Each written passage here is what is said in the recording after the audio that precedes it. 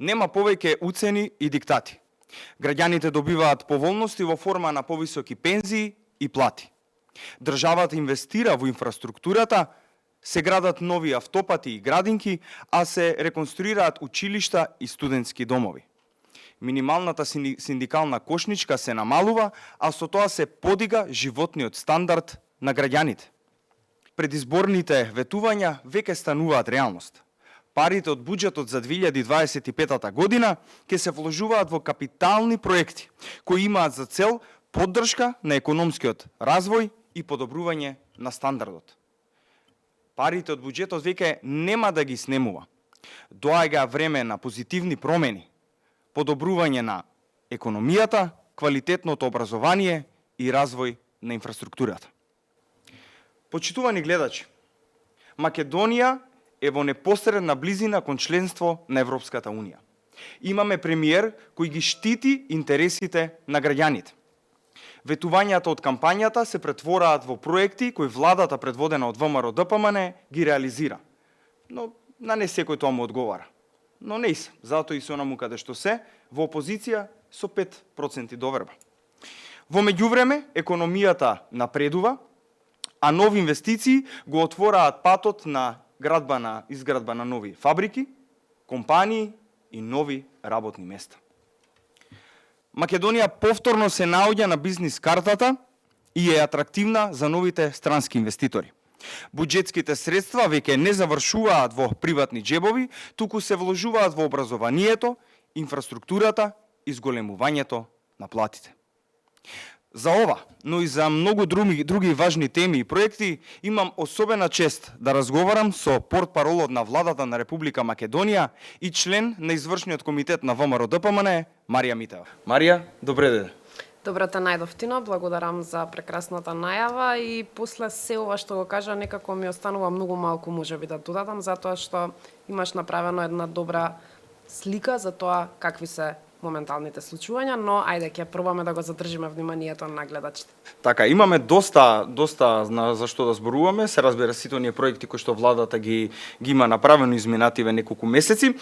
Јас би почнал со почетокот на мандатот на новата влада на ВМРО-ДПМН. Можеме да увидиме дека се докажа дека не прифаќаме никакви уцени и диктати со цел да влеземе во Европската Унија, со тоа што премиерот ги штити интересите на граѓаните.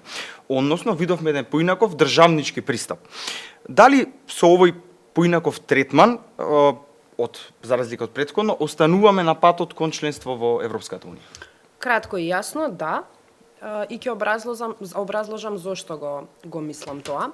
Прво, во самата најава кажавме дека остануваме на ставот кој што го имавме и во предизборието и многу години наназад, дека едноставно можеби е дојдено времето каде што треба да ги стопираме сите тие состојби со кои што се соочувавме, особено во делот на надворешната политика, а беа резултат на водење на политика од страна на политичари кои што несериозно ја сваќаа улогата која што ја има, се со цел да можат нивните состојби на криминал и корупција додат од една страна лесно, додека постојано зборуваа за Европа и Европската Унија.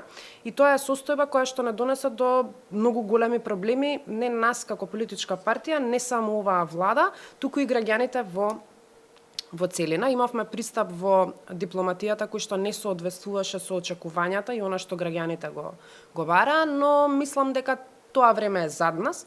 Треба да се фокусираме како ние треба да направиме чекор нанапред. Тоа е всушност и целта на оваа влада, начинот на делување кој што изминативе 4 години со силна, би кажала, можеби дипломатска офанзива, е најсоодветниот збор, успеавме да ги презентираме реалните состојби кои што ги има во нашата држава. И тука кога зборувам за реалните, зборувам за пренесување на пораката кон сите засегнати страни за тоа каква е состојбата. Затоа што во минатото се ветувало нешто кое што не можело да се реализира. Се превземале обврски и се дало збор дека тоа е нешто кое што таа влада ќе го направи, но видовме како истото резултираше. Сега, сигурно ќе се постави прашањето тука што и останува новаа влада да го игнорира проблемот или да најде решение. Немаме пристап во владата на игнорирање на проблемите, напротив имаме пристап на наоѓање на решение како да ги подобриме состојбите, дали станува збор за делот на економијата, па се до надворешната политика и полноправно членство во Европската унија. Да, можам да кажам дека состојбите се во чекор подобри, од причина што пред се зборуваме за реалните состојби, од причина што знаеме како течеле разговорите, знаеме што ветувале, ја кажуваме реалната состојба и мислам дека со еден таков пристап, чесен, особено во делот на надворешната политика, дипломатијата, луѓето кои што ја работат таа работа, кои што имаат огромно искуство во тоа, ќе успеат и да не презентираат нас пред се како граѓани, и да ги презентираат позициите кои што ги имаме. Мора да продолжиме на патот кон Европската унија, тоа е наша стратешка цел и за тоа ќе продолжиме да се бориме. Сакам само да прашам, да представиме на граѓаните колкава е таа штета што имаат направено изминатиот период, бидејќи видовме дека и претседателот на владата, премиерот Христијан Мицкоски, кажуваше од тие состаноци дека буквално другите држави кажувале дека нашата држава се откажувала од многу работи додека тие ги држеле нашите ставови, односно ги представувале нашите ставови таму во... Токму така, многу од државите имале, би кажала, попријатен пристап кон нашите позиции отколку она што би требало да го имаат луѓето кои што ги воделе институциите. И некако многу јасно може да се види состојбата зошто сме однесени во една ситуација каде што ни беше понудено земи или остави. Никогаш нема за цел да ги слушнат прво критиките кои што доаѓа од нас како опозиција, никогаш нема за цел да го расшират политичкиот диалог и да се направи консензус за тие прашања кои што се најважни, значајни и кои што практично ќе имаше едно стратешко позиционирање на државата по однос на тие моменти. И за да го промените тој наратив, за да ја презентирате таа слика, треба навистина огромна работа и огромна посветеност. Мене ми е драго што во моментите кога сите тие работи станале јасни за нас како влада, преку тие состаноци, преку тие разговори, сме се обиделе и правиме чекори на подобрување и пренасочување на состојбите. Така што ова е процес кој што многу години наназад бил уништуван. Неприродно би било да се реши за само неколку месеци, но се гледа позитивата по начинот на кој што работите во моментот течат. Јас сум сигурна дека имаме претседател на влада и имаме владени представници кои што навистина се посветени на тоа како да го добиеме тоа што е наша цел, а тоа е полноправно членство во Европската унија. Не се сомневам и дека ќе го добиеме еден ден со водството на премиерот Христијан Мицкоски. Би сакал да разговараме за ова програма која што е тука, односно платформата 1198, која патеме одлична програма и навистина има доста проекти. Дел веќе имаме реализирано како влада, односно како влада имате реализирано, а дел веќе се за наредната година и се разработуваат. Ме интересира дали може да ги издвоиме најважните проекти и што да очекуваме, дали ќе ги оствариме сите проекти кои што ги имаме ветено пред граѓаните. Мене секогаш ми е тешко да ја направам таа поделба на најважни, помалку важни и важни проекти. Сметам дека оваа програма, која што беше предизборно ветување, е прерасната и во владина програма и едноставно од таа програма не треба да има одстапување ниту милиметари, да ги вложиме сите напори кои што ги имаме за реализација на се што е таму наведено и ветано пред граѓаните, зашто имено и сме ја добиле поддршката во бројка каква што сме ја добиле, а сите знаеме дека беше навистина голема поддршка. Ако треба да издвојам, ќе започнам со ветувањата за грижата кон младите, студентите, образованието. Имаме навистина клучни проекти таму. Би набројала дека станува збор за доделување на ваучери за младите, за електронски уреди. Ќе наведам дека се работи на подигнување на свеста за инфраструктурата во образованието. Имаме 2 згради на факултети кои што стојат со години како рушевини. Се прават напори да се отпочне со нивна градба. и финализирање како што би имале достојни универзитети каде што младите ќе се чувствуваат на вистина дека државата обезбедува услови, на нив останува само да се посветат на образованието. Имаме зголемување на платите во делот на образованието, што според мене е навистина клучна мерка затоа што знаеме какви беа барањата од страна на синдикатите, но уште поважно за мене е што не само моментот на изнаоѓање на средства во буџетот кои што ќе бидат пренаменети за таа намера, туку и начинот на кој што се водат диалозите кои што владата ги иницира заедно со сите општествени чинители. Зошто велам дека тоа е многу важно? Затоа што преку диалог секогаш ќе дојдеме да двете страни ја разберат на вистина состојбата онаква каква што е. Да, синдикатите имаа на вистина големи барања, но со реален диалог, со презентација на состојбите такви какви што беа, со девастираниот буџет кој што беше проектиран само на половина година, со ребалансот кој што го направивме, успеавме да обезбедиме плати за остатокот од годината. Ќе ги потсетиме граѓаните дека имаше институции како национални шуми и железници кои што немаа со месеци земано плати, успеавме и тоа да го направиме, да им го практично обезбедиме она што го заработиле. Не направивме ние нешто кое што треба да го кажеме како огромен успех, меѓутоа сме успеале да го обезбедиме тоа што тие го изработиле. Ќе видите во делот на инфраструктурата имаме навистина огромно помрднување. Со години беа оставени патиштата, автопатите заборавени, а слушавме за огромен број на провизии и аванси кои што беа делани од страна на буџетот. Сега состојбата е поинаква. Сега се прават исплатите врз основа на направена реализација, ги гледаме работниците, фирмите како се на терен, како работат и како ќе имаме помрднување. Тоа се состојби кои што ќе го дадат својот финиш можеби за година дена, за две, меѓутоа не можеме да оставиме на работите да бидат како до сега и тоа беше една клучна работа која што како влада ја имавме за цел. Во делот на тоа што треба да се очекува во следниот период да имаме навистина нови проекти кои што се дел од таа владина програма, кои што ќе бидат секоја седница владина се обидуваме да размислуваме што ново ќе може да се донесе, каква одлука или информација која што ќе биде во полза на граѓаните, така што има многу ресори кои што навистина бараат фокус. Ќе го споменам правосудството како еден од нив на кој што мора да се фокусираме затоа што едноставно таа доверба од 2% мора да ја промениме и некако следствено на тоа ќе продолжат инвестициите во здравството. Еве имаме состојба каде што имаме вработување на нови 600 специјализанти и ред други проекти. Ако можам да заклучам, несомнено е дека сме на права патека и дека не очекува многу работа. И сето она што го споменавте во здравството и во образованието, значи дека ќе се инвестира онаму каде што е најпотребно, а не како изминативе години, буквално да нема пари, да не знаат граѓаните ни кај се тие пари, а ниту па и владините лица да имаат оправдување за тоа. Но кога зборуваме за ова, можеме навистина да приметиме дека економијата оди напред. До сега изслушнавме неколку инвестиции кои што ќе се реализираат дел оваа година, дел се најавени за наредната година. Во однос на ова, дали ќе добиеме ние држава која што ќе отвара повторно работни места? Апсолутно да. Вработувањата мора да бидат приоритет.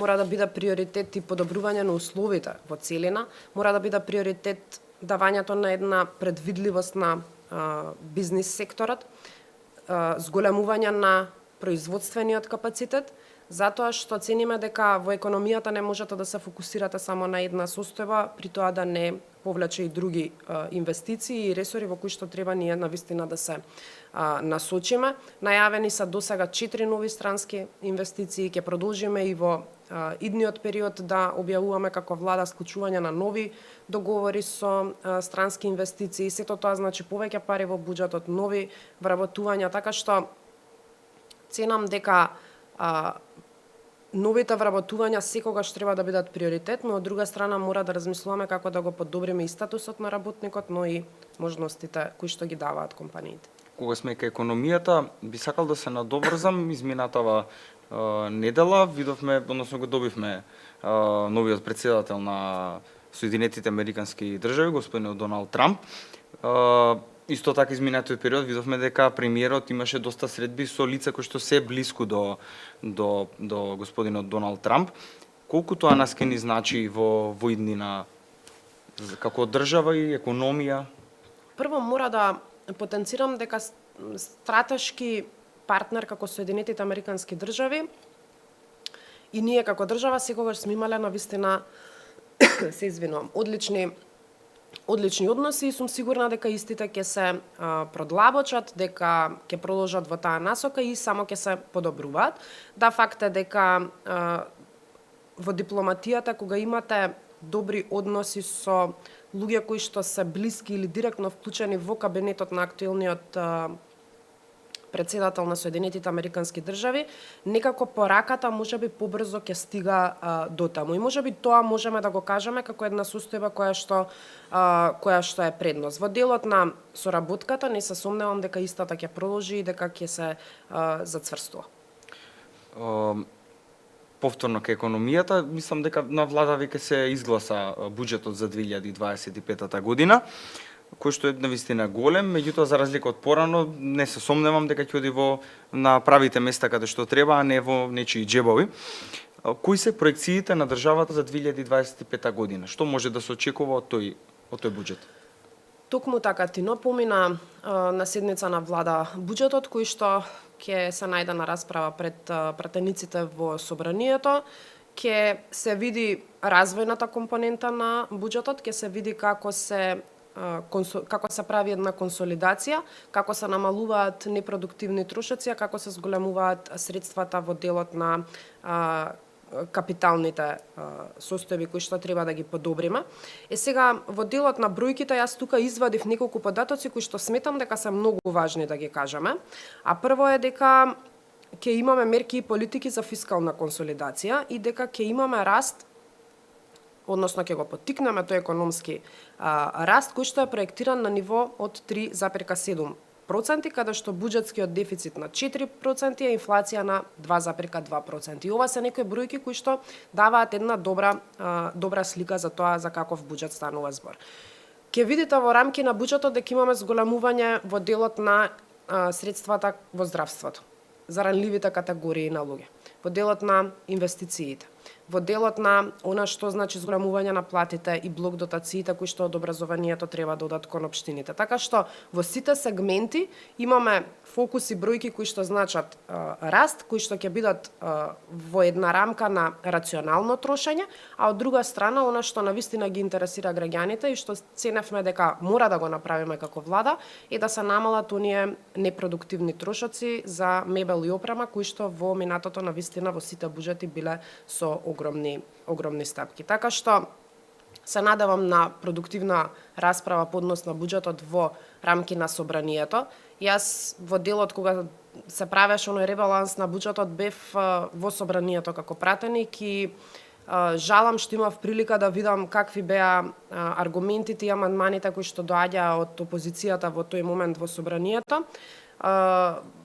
Беа амандмани на лист хартија кои што беа напишани со погрешни податоци, кои што бараа средства за проекти кои што се реализирани во општините и некако искрено се надевам дека овој пат нема тоа да биде слика во собранието и дека сите политички субјекти, политички партии во рамки на собранието ќе ја дадат поддршката за еден ваков буџет. Така, мора да имаме некоја заедништво околу оваа работа. Јас би сакал уште едно дополнително, можеби две прашања. Видовме изминатиот период дека се намалува на синдикална кошничка во оделот на храна и пијалоци за граѓаните и на еден начин со тоа се зголемува животниот стандард на граѓаните. Дали ќе очекуваме и понатаму да се случуваат овие мерки да се како да кажам да се повторат, односно како што слушнав ќе има божикна кошничка, ќе има великденска кошничка, што може да очекуваат граѓаните во однос на тоа, можеме ли да откриеме или? Така е, бројките покажаа дека има намалување на цените, а со тоа поголема заштеда во рамки на буџетите на граѓаните на секое едно семејство и политиките кои што ќе значат подобрување на животниот стандард на граѓаните секогаш ќе бидат приоритет. Да, јас сум свесна дека имаше многу коментари, состојби, анализи за тоа дали ваквите состојби или ваквите мерки му даваат на бизнисот право да додека активна таа мерка, имаме намалување, па потоа веднаш да има зголемување на цените, но некако се трудиме во моментите кога навистина е потребно на граѓаните да како влада да им излеземе во пресрет, и таков беше и случајот со, ќе ве потсетам, со намалување на целите на училишниот прибор пред почетокот на учебната година. Така што да, ќе се размислува во рамки на владата, формиране оној економско-социјален совет, каде што практично сите засегнати страни се вклучени во него од страна на Министерство за економија, од страна на работниците, работодавачите, и едноставно ќе се бара најдобриот модел кој што ќе даде една предвидливост и стабилност во економијата, а од друга страна буџетот на граѓаните да може да биде поголем, односно да имаат поголема заштеда. Дали можеме во наредната година, еве да откриеме мала тајна, дали може да очекуваме и поголеми плати во јавниот сектор, во јавниот сектор, да? Она што можам во моментов да ви го кажам, дека е постигнат договор со Синдикатот за образование, наука и култура, каде што ќе има долгорочно зголемување на платите, односно за 4 години ќе имаме од минимум 46% до 60% зголемување на платите. И тоа е навистина огромен успех, затоа што никогаш досега на наставниците и на образовниот кадар не им е дадена една предвидливост за тоа како ќе тече нивниот напредок по однос на финансиските состојби. Можам да кажам дека во буџетот за 2025 година се предвидени навистина зголемени средства за плати. Зголемени се за 2 милиарди во делот на образованието како блок дотации кои што до општините, така што мислам дека севкупно, не само за платите, ќе имаме пораст на животниот стандард, една стабилизација, една силна економија, предвидливост за бизнис секторот, што е многу важно, затоа што ако зборувате со нив, постојано ќе ви велат, ние постојано се соочувавме со мерки и политики кои што некако од ден за ден се менуваа, додека да се прилагодиме на една од нив, веќе истата завршува, следува нова, и цениме дека таквиот пристап треба да го напуштиме, треба да размислуваме како во целина да ги зголемиме и би кажала усогласиле тие работи, така што да, треба граѓаните да очекуваат дека навистина ќе работиме на економската состојба во државата. Ти благодарам. Ако можеме да заклучиме е тоа дека ќе се работи многу во интерес на граѓаните, а не на приватни интереси, дека ќе има доста инвестиции наредна година, дека ќе има доста проекти и поголеми плати во, како што кажавте, образованието, културата и во здравството, мислам дека имаше еден дел каде што се договорија, така да не очекува многу работа, особено вас во владата, очекува многу, бидејќи граѓаните сепак очекуваат, а ние сме го ветиле тоа. Марија, јас многу ти благодарам, доколку за крај, доколку сакаш нешто да ги поздравиш гледачите или да кажеш. Ти благодарам, Тино, на поканата.